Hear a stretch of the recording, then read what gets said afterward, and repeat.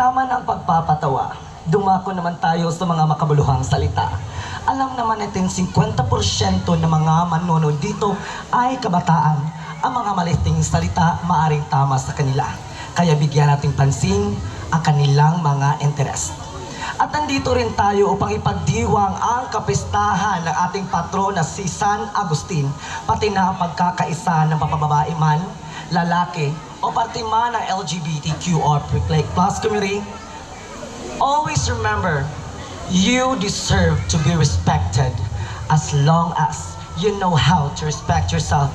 That is the most important thing. This is Jesse, Jane, November, Portalio, David, hails all the way from the land of golden rice harvest, province of prosperity, from the land of beauty and bounty, Kapatagan,